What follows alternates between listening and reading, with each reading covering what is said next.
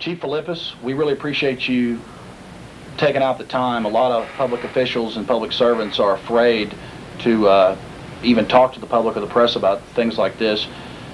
When did you first become aware that Delta Force, the most elite training force in America, is what the Pentagon says, wanted to train with actual live fire or blanks here in San Antonio? Is that true? Yes, that's correct. That actually started probably, I want to say, back in February when they first approached us, maybe even earlier than that, about doing some operations, you know, in the San Antonio area. What were your major reservations in asking the mayor to tell them that y'all didn't want them to train here and to cease training here? Well, a lot of things happened. First of all, the organization came into the city and never really approached the city as a whole. We've gotten together with the mayor and said we need to speak to all these different departments and request some assistance. Various groups and individuals came into the city and approached different people at different levels. The police department was contacted, the city manager's office was contacted about using city facilities, various business owners were contacted through the economic development department, the fire department was contacted by different individuals, and so there was never any coordinated approach to the city of San Antonio. When we found out of that, we had some reservations, but we were willing at least to listen. But then we started finding out that discussions were happening at other different levels, and there was no communication, no coordination between that. We also found out that leases had been negotiated with private business people throughout the city to utilize their vacant buildings without any coordination with the police department, because we were originally told there were probably going to be a couple of locations, and later on we find out that there's 12 locations. And yet we were never brought into this at the beginning. Last Saturday's Austin American Statesman did an article about how they're practicing taking over police departments in Chicago. In fact, I've got a copy of that. I can give you a copy of that after the interview. I should have brought it up from my car. I just remembered. That's one thing that some cities I've heard have had reservations about. They call it touring the police department, but they actually practice dynamic entry and other things at the police departments. I heard that they were planning to do this in Houston, that they've already done some training along with the Marines and other forces of the military. Have you ever heard of anything like this before? No, I have not. They did offer to allow our SWAT teams to do training with them in these particular exercises, but, you know, our missioners are different. Theirs deals specifically with international type situations. Our deals with local situations, and if an incident were to occur in this country, it would be local law enforcement, the FBI, and others that would deal with that. Whereas the Delta Force is purely kill the terrorists. Whatever it is. I'm not so sure what it is, but it's at an international level, and so our missions, our tactics are somewhat different.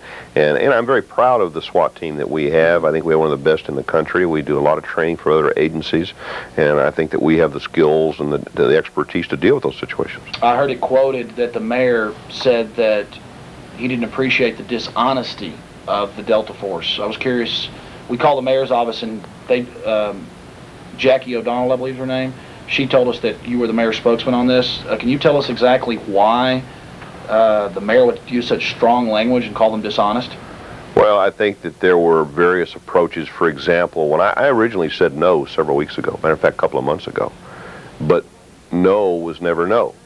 And then no was never no. End-of-runs were done around to various community leaders. I had someone... Excuse me, sir, you're saying that they ignored the police chief, and under our Constitution, you're the same as the sheriff, and you run the city or the county? You're telling me that Delta Force was ignoring your order? Well, I don't want to say they ignored it, but in a roundabout way, yes, because what they would do, once I said no, they went to various individuals in the community to bring pressure to bear to get me to change my mind. For example, there was a community leader who I have a great deal of respect for, and we have a very good relationship that they went to. I get a call from him, and he says, Chief, there's some people in here that they're in town, and it was part of their role here. Didn't say who it was. They need to meet with the mayor and the police chief. Well, of course, this gentleman, I've worked very closely with him on a number of projects. I said, sure, have him give me a call. Now, I'd already said no. Well, then I find out it's the same group.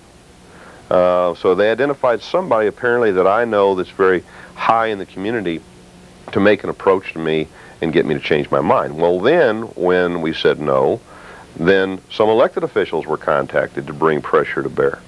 And then offers were made to give money, cash money, to elected officials' charities if they could get us to change our minds. I mean, you know, as one of my deputy chiefs said, in some circles that's called bribery. Well, it is called bribery, but more importantly, it's called manipulation of the constitutional system and the takeover of local police departments. And that $4,600,000,000 that we just saw in the Statesman that's so wonderful is buying them a lot of control if they can't buy the police chiefs off like they did Elizabeth Watson for that $244,000 a year job at the Justice Department. Let's hear him say that one more time. To make an approach to me and get me to change my mind. Well, then, when we said no, then some elected officials were contacted to bring pressure to bear. And then offers were made to give money, cash money, to elected officials' charities if they could get us to change our minds. I mean, you know, as one of my deputy chiefs said, in some circles that's called bribery. Why do you think in Chicago, if you're not aware of this, I'll get you a copy of it, that they're practicing taking over police stations and fire stations and bridges? That seems like a military takeover of a city. Yeah, I don't know. I mean, I wouldn't even want to speculate on that. I'm not familiar that those types of things are occurring. Oh, yeah. Certainly, there was no approach made to us to do those kind of things. Well, that's good. You talked about a memo from Delta Force. Yeah, because what happened is various elected officials were being contacted. I have 10 city council members and a mayor, and I just wanted to alert them as to what was happening. That these situations were occurring, that they might be contacted by these individuals, and that in the best interest of public safety, and that's what I continue to fall back on, we didn't feel that it was in the best interest of the citizens of San Antonio to do that type of thing. All I can say is that, you know, no just never seemed to be no. And even after they told us, we don't need you, we're still going to do our training exercise at other locations in and around the San Antonio area, but we're not do them here. Next time, I'm still getting contacted by various officials. I mean, they never would take no for an answer. So they weren't respecting your jurisdiction? They were not respecting our jurisdiction. I don't think they respected our decision to go into predominantly minority areas of the city where we had vacant warehouses and buildings and try to do those types of exercises at those locations in the middle of the night. Oh, I'm sorry, middle of the night? In the middle of the night. You know, sometime between 9 p.m. and midnight. You know, I mean, people become frightened. And we drew a lot of our decision-making on experiences that had happened in a lot of other cities. We were very concerned with some things that have happened over there, and we didn't get any real good, clear answers. So they were being secretive about it? Very secretive. And you kind of, the city and the mayor and yourself, as the police chief, you kind of felt that it was a little odd that they wouldn't trust y'all. I mean, y'all are the authorities here. A little odd, and once I made contact with my peers in some of the other major cities, and they shared with me some of their experiences over there, the decision really was very easy. My interest as police chief is the citizens of the city. Yes, sir. Period. And I was not about to jeopardize the safety under an exercise of this magnitude under any circumstance. Well, you can't say it any better than that. This isn't some wild conspiracy theorist. This is Al Philippus, head police chief in San Antonio, Texas. Oh, and the mayor, too, Howard Peak. He says that it's dangerous and that they're dishonest. And, of course, there's former Delta Force commanders like Stephen Barry there to tell you that it's to round up the general population. It's a practice run. Oh, and by the way, according to the May 10th, 1998, Sunday edition of the Austin American-Statesman, Metro and State, they're conferring with people here in Austin, and sometime after June of this summer, they plan to have this training here in Austin, Texas. I guess our safety isn't important. Despite the track record in North Carolina, $100,000 damage, and in Miami, a stray bullet from the Delta Force going into a crowded restaurant. What is wrong with Kirk Watson? I hope he shows the same will that Mayor Howard Peak did. But I think Watson's just concerned with making all the big, fat, juicy kickbacks. Fix it, Watson. That's your job. Protect us. Quit sucking off us. And some of you are probably saying, Oh, Alex, why are you being so angry about this? Because the statesmen, they know this has happened down in San Antonio. They know this is going on. They're not that ignorant. 4 days after all this comes down, they're writing stories about how wonderful it is and how they're coming to town, these secret teams. I mean, this is dangerous. Helicopters could crash. Anything could happen with these low-flying night missions. And Kirk Watson and these people, they know this is going on. They should throw the Delta Force and all the rest of them out of our city. And once I made contact with my peers in some of the other major cities, and they shared with me some of their experiences over there, the decision really was very easy. My interest as police chief is the citizens of the city. Yes, sir. Period. Period. And I was not about to jeopardize the safety under an exercise of this magnitude under any circumstance. What types of training were they wanting to engage in? I mean, again, I heard some reports that they wanted to do live fire with blanks and perhaps actually some incendiary flashbangs and things. Yeah, I don't know the particulars of that. I know that they wanted to use some explosives for entry into some of these buildings, some of the so-called ceramic bullets, which would be fired into little traps, which were supposed to catch those, which would disintegrate supposedly on contact. But I know that in one city, American city, that one of those bullets got astray and going through a window and down almost into a restaurant. So things can go wrong. What city was that? I believe that it was in Miami. They may do some things at the various military bases here in San Antonio. That certainly is their jurisdiction, but we will not support any operations in the city limits. So again, the decision really was not that difficult. We have the interest of the citizens of San Antonio. This is a military city. We have a tremendous amount of respect for the military and what they do. But I do not have any respect for the tactics that were used by the advance team coming in here. You're saying that they were disrespectful?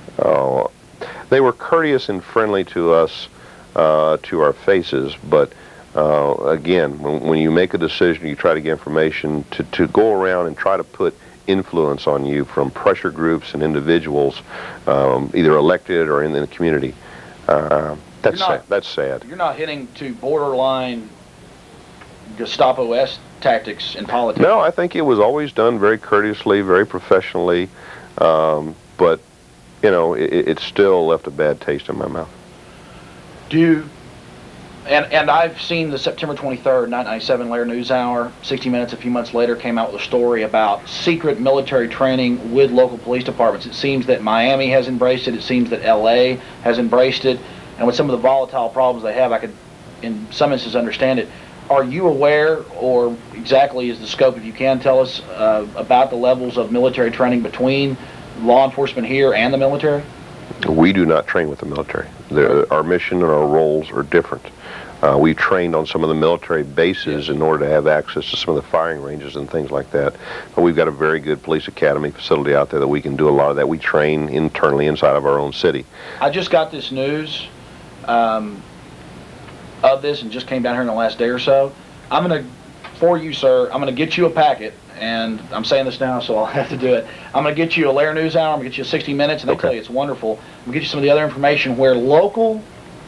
Now, here's the question, and this is my last one. I really appreciate the time. Where local police commanders, the commander of the LA SWAT team, sits right there on camera. He's also a consultant in other cities.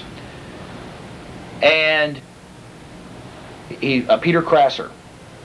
And he says, when they ask him about the training with Delta Force and other military forces, he looks at the camera and smiles and says, "I'm sorry, that's classified. I can't talk about that." Now, to me, that's when 6-8 months ago when the red flags went up, when I saw a local law enforcement official saying that something was classified with the military and he couldn't talk about it. And that's why we're here. Again, we just want to thank y'all for showing independence of Texas, of America, of San Antonio, that y'all aren't open to that. What do you think about, and I understand you haven't seen this, but if that is true on Lair NewsHour, do you think that that's a red flag or something strange? I don't think it's necessary. I mean, it's not going to happen on my watch here in San Antonio. It's just totally inappropriate. I was never approached or asked to maintain classified confidentiality on this whole issue. I was in the military, you know, I had a clearance, and I understand that, but nobody's ever asked me to sign anything or say anything of that nature. So, what would you do if they did, if they said we need the local police to do something classified in conjunction with the feds? I mean, I'm not a total student of the Constitution, but I've read it 10 or 15 times, and I've read the Federalist Papers. That right there looks like police state to me. we don't do that. If we need to work with the FBI, DEA, Secret Service, or other federal law enforcement agencies that have jurisdiction in this country, then we will certainly do that. But we're not about to engage in those kind of activities with various military groups. Exactly right. Man, that's great. I appreciate it. This guy right here, this is the kind of law enforcement.